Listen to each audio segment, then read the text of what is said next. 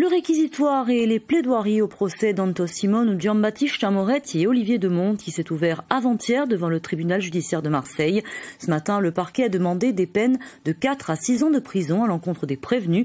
Cet après-midi, la défense a plaidé la relaxe. Les 3 hommes sont poursuivis pour association de malfaiteurs dans le cadre d'une enquête de tentative de meurtre et d'un assassinat il y a une quinzaine d'années dans le Valinco. La décision a été mise en délibéré.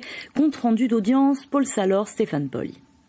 Pendant plus de 2 heures ce matin, la procureure Isabelle Cando a dressé le portrait de l'équipe criminelle que constituent selon elle Anto Simone Moretti, Giambattista Moretti et Olivier Demonte.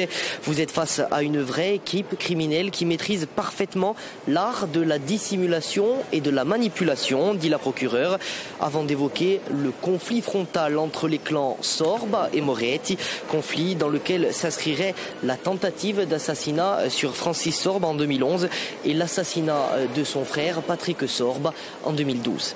Si les 3 prévenus ne sont pas poursuivis pour ces 2 crimes, faute d'éléments probants, le ministère public estime que l'association de malfaiteurs est-elle caractérisée et la procureure d'évoquer la téléphonie occulte, les traces ADN et les nombreuses surveillances pour justifier ces réquisitions.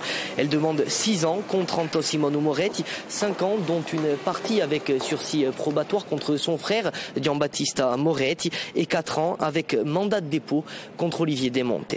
Cet après-midi, les 5 avocats de la défense ont tous plaidé la relaxe.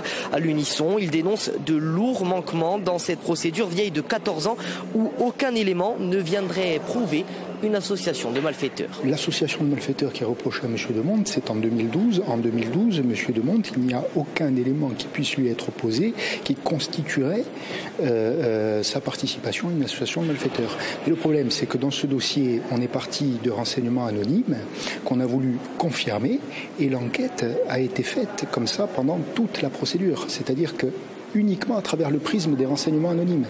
Ça ne peut pas marcher. Quand ça démarre comme ça, une enquête, ça démarre très mal. Et donc ça finit mal.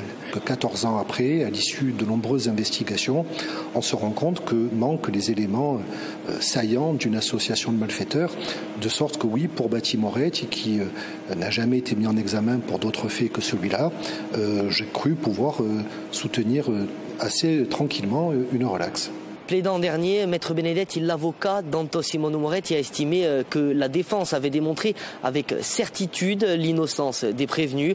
Le tribunal vient de mettre sa décision en délibéré. Elle sera rendue le 29 septembre prochain.